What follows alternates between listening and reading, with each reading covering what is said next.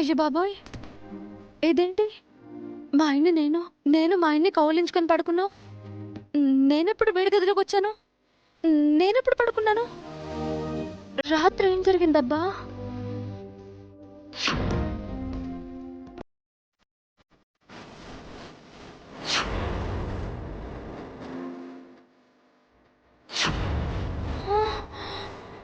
గుర్తొచ్చింది.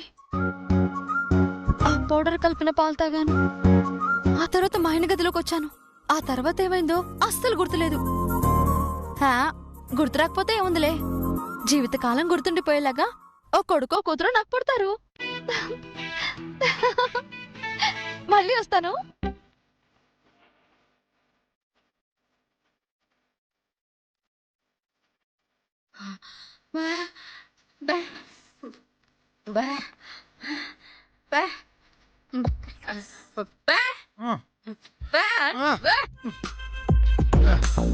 ఏడమ్మా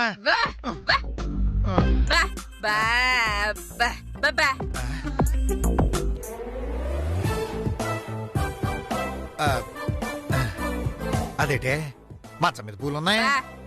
అవును, ఈ పూలు ఎలాగొచ్చే? నాకు తెలియకుండా పూలు ఎంచలేవు.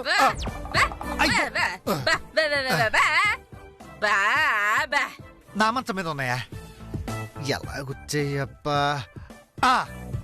బహుశా అత్తెంగర తీసి ఉంటమ్మా. నేలాంబ్రా ఏమోనే, రాత్రి అన్నంతేనా? ఆ తర్వాత నుంచి ఒకటే మత్తు. ఈ గదిలోకి వచ్చాను అంతే. ఆ తర్వాత ఈ గదిలోకి ఎవరొచ్చారో, ఎవరెళ్ళారో, ఏం జరిగిందో ఒక్క ముక్క గుర్తులేదే.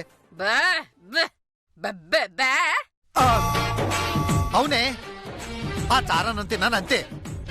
ఇదిగో మత్తెక్కిపోయింది. ఆ మత్తులో ఈ గదిలోకి వచ్చి పడిపోయాను. ఇదిగో ఇప్పుడు నువ్వు వచ్చి లేపావు అంతే తప్ప రాత్రి ఏం జరిగిందో నాకు అసలు తెలీదు.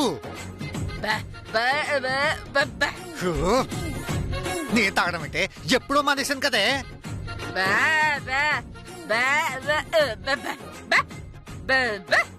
ఓసిని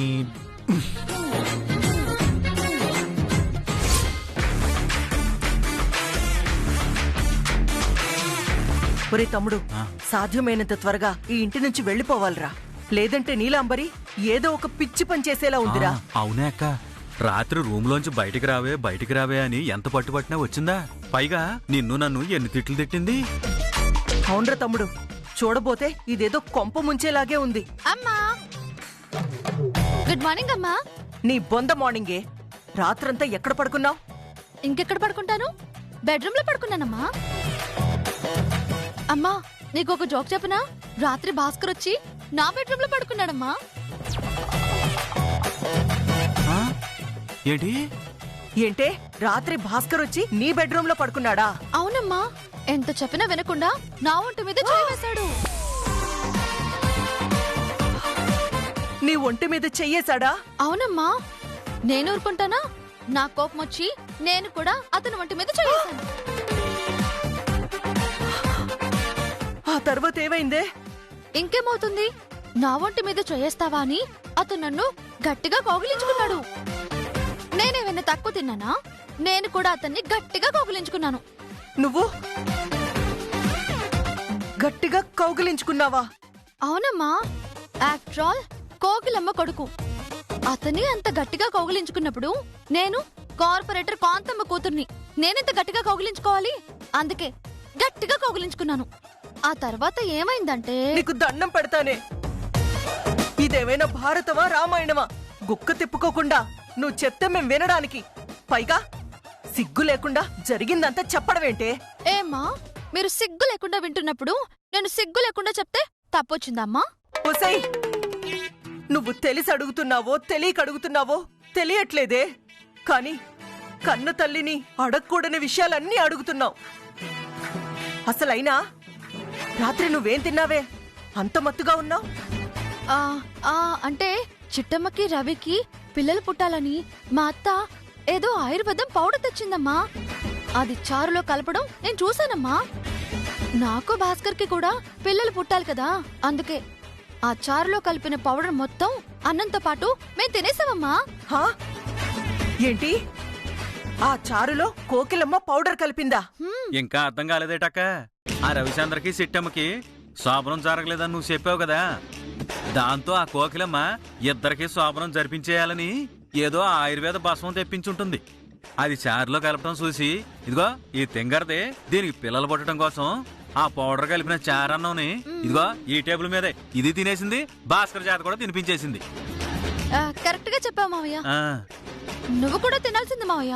నీకు కూడా ఒకరు ఇద్దరు పిల్లలు పుట్టుండేవారు. ఆ, హా? ఏమన్నావే? ఆ పౌడర్ తింటే మీ మావయ్యకు కూడా ఒకరో ఇద్దరు పిల్లలు పుట్టేవాళ్ళా? అవునమ్మా, తమ్ముడు నేను ఉన్నాం కాబట్టి సరిపోయింది. లేకపోతే ఆ పౌడరు నీతో కూడా తినిపించుండేదాన్ని. నీకు కూడా ఒకరు ఇద్దరు పిల్లలు పుట్టుండేవారు. ఛీ నోర్మి, నీతో మాట్లాడాలంటేనే భయం వేస్తుందే. ఎప్పుడు ఏ క్షణం ఎలా మాట్లాడతావో అర్థమై చావట్లేదు. అయినా ఆ భాస్కర్కి విడాకులు ఇవ్వాలి కదా, ఈ టైంలో నీకు పిల్లలెందుకే? నీకు పిచ్చా అమ్మా? ఇంత పిచ్చిదానివి నువ్వు ఎలా బతుకుతావమ్మా? భాస్కర్కి నాకు ఎలాగో విడాకులొస్తాయి కదా. అవును, అప్పుడు నాకు తోడెవరుంటారు? కనీసం ఇద్దరు పిల్లల్ని కంటే వాళ్ళైనా నాకు తోడుంటారు కదా. అందుకే చాలా తెలివిగా పిల్లల్ని కంటున్నానమ్మా. ఏంటేంటి? భాస్కర్ దూరం అవుతున్నాడని తోడుగా ఇద్దరు పిల్లల్ని కంటున్నావా? అవును, ఆ. అతను పోతే ఏంటి, ఇద్దరు పిల్లలు నాకు తోడుగా ఉంటారు. వాళ్ళని చూసుకొని నేను హ్యాపీగా బతికేస్తాను. ఒసే నీలు, నీకు దండం పెడతానే. కావాలంటే నీకింకో పెళ్లి చేస్తానే. ఆ వచ్చే భర్తతో పిల్లల్ని కనవే.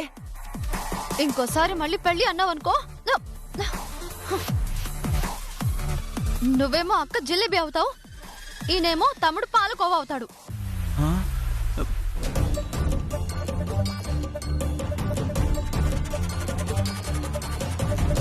హా? నేనేమో అక్క జిలేబీనా, నువ్వేమో తమ్ముడు పాలకోవానా? ఆ. నిజంగా దీన్ని ఏదో ఒక సైకాట్రిస్ట్ కి చూపించాలరా, లేదంటే మన చెయ్యి దాటిపోయేలా ఉంది. అవునే అక్క, దీని వాలకం చూస్తుంటే అన్నంత పని చేసి ఓ ఇద్దరు పిల్లల్ని కనేసేలా ఉంది. త్వరగా ఆ ఇడాకులే ఇప్పించే అక్క. అర్జెంటుగా లాయర్ తో మాట్లాడి దీని మ్యాటర్ ఏంటో సెటిల్ చేయాలరా, లేదంటే నా కొంప ముంచేలా ఉంది. ఆ,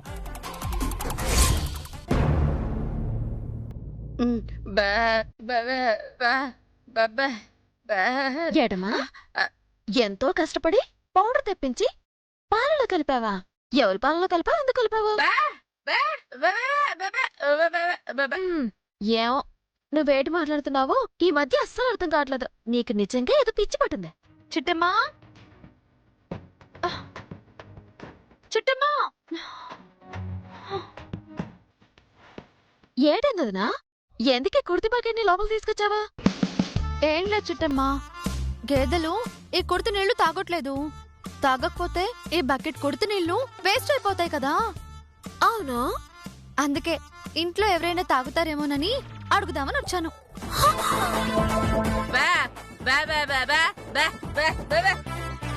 ఏంటత్తయ్యా, మీరు తాగుతారా? మీ సైజుకైతే ఇవి సరిపోవు, ఇంకో 2 బకెట్లు కావాలి. వదినా, కుర్తి నీళ్లు పశువులు తాగుతాయి, మనుషులు ఎవరు తాగుతారు? ఏ, పశువులు ఇచ్చిన పాలు మనుషులు తాగలేంది? పశువులు తాగే కుర్తి మనుషులు తాగితే తప్ప? సూపర్ నీలు, భలే లాజిక్ అడిగావే. థ్యాంక్స్ అమ్మా. నువ్వు చెప్పు చిట్టమ్మా, ఇప్పుడు ఈ కుర్తి నీళ్లు ఎవరికిమ్మంటావు? ఆ? మీ అమ్మ వచ్చింది కదా వదినా, ఆవిడకిచ్చే. అలాగే చిట్టమ్మా. అమ్మా, నువ్వు తాగుతావా? చిచ్చి, నేను కుడితి నీళ్లు తాగడం ఏంటే? ఇప్పుడే కదత్తా నీ కూతుర్ని సూపర్ లాజిక్ అని మెచ్చుకున్నావా?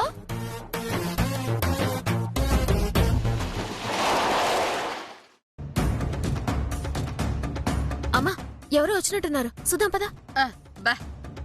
నీలు పదవే.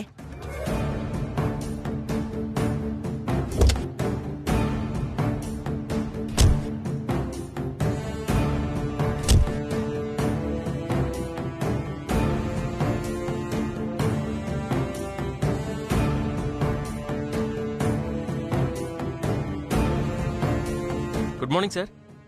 Good morning Ravichandra. పూజ ఇంకా మొదలవలేదనుకుంటా. అవును సార్, పంతులు గారు రావడానికి ఇంకొక అరగంట పడుతుందంట. పూజ ఏర్పాట్లన్నీ జరుగుతున్నాయి. Very good Ravichandra. బాబాయ్ రండి, బాబాయ్ రండి. మేమే తొందరపడి వచ్చినట్టున్నాం. ఒక గంట కూర్చుంటే బాగుండేది. ఏం పర్లేదులే నాన్నమ్మా, మాకున్న బంధువులు మీరే కదా, అందరం కలిసి పూజ పనులు చేసుకుందామా? సరిపోయింది. నేనేదో మా మనవరాల గురించి తెలుసుకుందామని వస్తే నువ్వేమో పూజ పనుల్లో ముంచేద్దాం అనుకుంటున్నావా? అవును కదూ, నేను ఆ విషయం మర్చిపోయాను. రండి లోనికి వెళ్దాం. రండి, పదండి. పదండి. రండి బాబు గారు.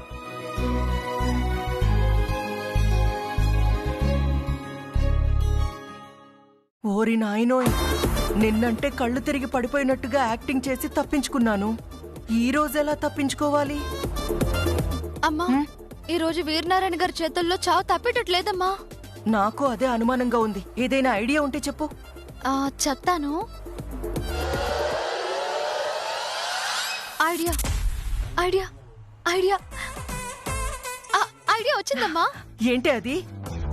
ఈ రోజు ఐడియాలేవి రావంటమ్మా, రేపొస్తాయంట. అదే నాకు వచ్చిన ఐడియా. రేపొస్తుందా అని ఎవరు చెప్పారే? ఇంకెవరు? నా బ్రెయిన్ చెప్పింది. నీ బొందే, నీ బొంద. ఛీ! నానమ్మా, బాబాయ్ ఎండబడొచ్చారు, సల్లసల్లగా మజ్జిగ తాగండి, వాళ్ళంతా చల్లబడిపోద్ది.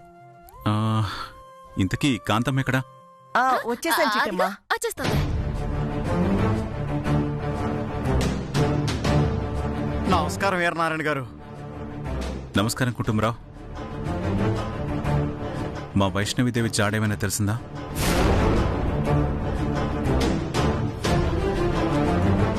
లేదు బాబు, మీరు ఆ కాంతమ్మ గారిని అడగాలనుకున్నారుగా, అడగండి. విషయాలు మొత్తం ఆవిడే చెప్పేస్తుంది. కరెక్టరా వీరనారాయణ? నిన్నంటే కాంతమ్మ కడు తిరిగి పడిపోయింది. ఇప్పుడేమైనా చెప్తుందేమో, ఒకసారి అడుగుదాం. చెప్పు కాంతమ్మా, నిన్న మేము అడిగిన ప్రశ్నలన్నిటికీ సమాధానం చెప్పు.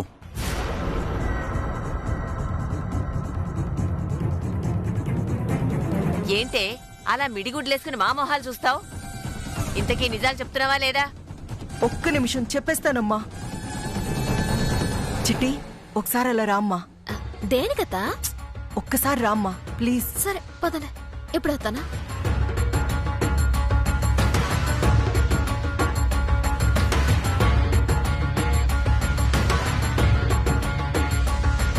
ఏడికంతమంతా వేర్నాడు బాబాయ్ నిజాలు చెప్పమంటే నన్ను సేపట్టుకో లాకొచ్చావేటి? ఏమీ లేదమ్మా, నువ్వు నాకో మాట ఇవ్వాలి. ఏ మాట? నా ఆస్తి నా చేతికి రావాలంటే ఓ 15 రోజుల పాటు నిజాలు చెప్పాలన్నా. ఆల్రెడీ మనం పెట్టుకున్న గడువు 10 రోజులు దాటిపోయింది. ఇంకా 5 రోజులే ఉంది. నీ మాటకు కట్టుబడి ఇప్పటిదాకా నేనన్ని నిజాలే చెప్పాను. అవునా? అవునత్తా, నువ్వు నిజంగానే నిజాలు చెప్పావు కదా. నీ మాటకి విలువిచ్చి, నీ మాటకి కట్టుబడి నాకెన్ని కష్టాలొచ్చినా నష్టాలొచ్చినా నిజాలే చెప్పాను కాబట్టి ఇప్పుడు నువ్వు కూడా ఒక మాట ఇవ్వాలి చిట్టి.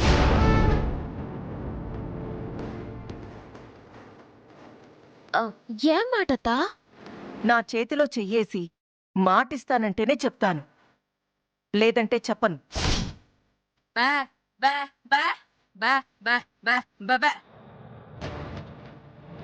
అమ్మా నువ్వు బాగా కాంతమత్తా, నువ్వు నిజాలు చెప్పాలి అన్న మాట గురించి తప్ప ఇక ఏ విషయం గురించి అడిగినా నీకిచ్చిన మాటని నేను నిలబెట్టుకుంటాను అని నీకు మాడుతున్నాను. చెప్పత్తా, నా నేర్చేయమంటావా? నా చేతిలో చెయ్యి వెయ్యమ్మా.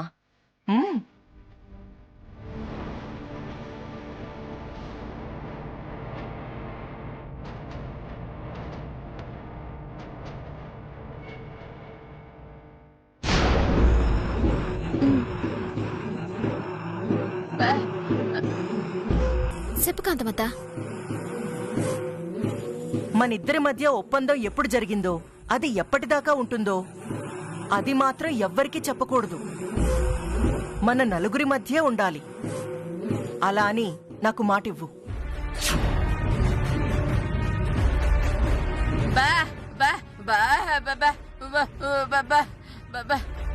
అమ్మా ఆగమ్మా, నేను మాటిచ్చేశాను. అలాగే కాంతమత్త, నువ్వు చెప్పినట్టే మనిద్దరి మధ్యన జరిగిన ఒప్పందం కానీ ఆ ఒప్పందంకున్న గడువు కానీ నేనెవ్వరికీ చెప్పను. అలా అని నీకు మాటిస్తున్నాను. చాలు చిట్టెమ్మా, ఈ ఒక్క మాట చాలు. సరే, ఇప్పుడు వీరనారాయణ బాబాయ్కైతే నిజాలన్నీ చెప్పేస్తావుగా? ఖచ్చితంగా చెప్పేస్తాను చిట్టెమ్మా. మాట తప్పితే నా పేరు కాకినాడ కాంతమ్మే కాదు. అన్నీ ఆలోచించే నిర్ణయం తీసుకున్నావు కదత్తా? అన్నీ ఆలోచించే ఈ నిర్ణయం తీసుకున్నాను. నిజం చెప్పగానే వీరనారాయణ నన్ను చంపేస్తాడు.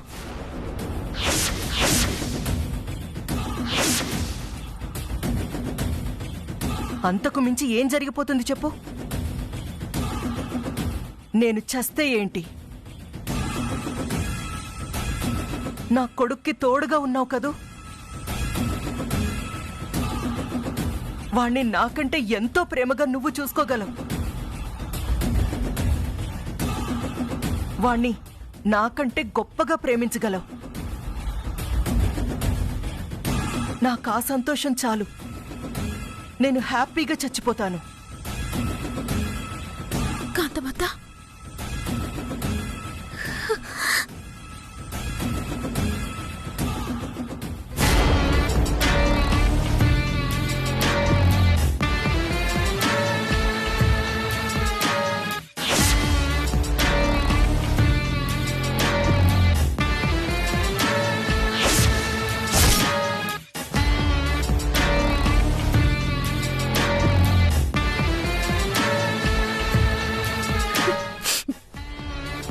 నా మీదున్న నమ్మకానికి నేను నీకు జీవితకాలం అంతా రుణపడి ఉంటాను కాంతమత్త. నువ్వు నిజాలు చెప్పినంత మాత్రాన నీకేటి కాదు. నిజంగా వీరనారాయణ బాబాయ్ గనక నీ ప్రాణాలు తీసేదనక వస్తే నీ కోడలు చూస్తూ ఊరుకుంటుందా చెప్పు? నీ ప్రాణానికి నా ప్రాణం అట్టేసేనా నిన్ను కాపాడుకుంటానత్తా. ఆ నమ్మకం నాకుంది చిట్టమ్మా. ఎందుకంటే నా అదృష్టమో గత జన్మలో నేను చేసుకున్న పుణ్యమో నాకు తెలియదు. కానీ నువ్వు నా కోడలుగా వచ్చి నా కూతురి కంటే ఎక్కువగా నన్ను ప్రేమిస్తున్నావు. నువ్వుండగా నాకు భయమేంటి? మీరెళ్ళండి, నేను ఒక్క నిమిషంలో వచ్చేస్తాను. సరే కాంతమత్త.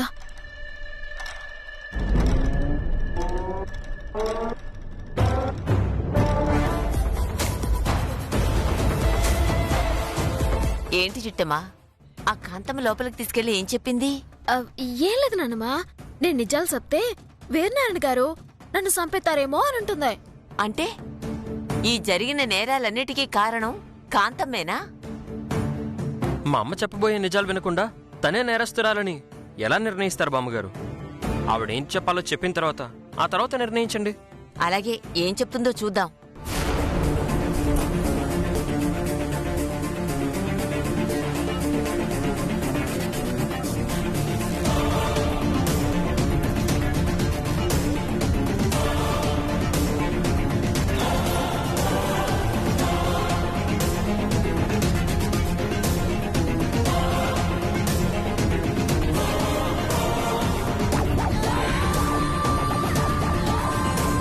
కాంతమ్మా, నిన్ను నేను ఎన్నో విషయాలు అడిగాను. అవన్నీ చెప్పకుండానే నువ్వు కళ్ళు తిరిగి పడిపోయావు. పోనీలే కదా అని వెళ్ళిపోయావు. ఈసారి మాత్రం అలా జరగదు. నువ్వు నిజాలు చెప్పి తీరాల్సిందే, మేం విని తీరాల్సిందే. చెప్పు, మా అన్నయ్య చావుకి కారణం ఎవరో? మా అన్న బిడ్డల్ని ఎత్తుకెళ్ళిందెవరో? మా దాసుగాడిని అలా కొట్టి పడేసింది ఎవరో? చెప్పు కాంతమ్మా, చెప్పు.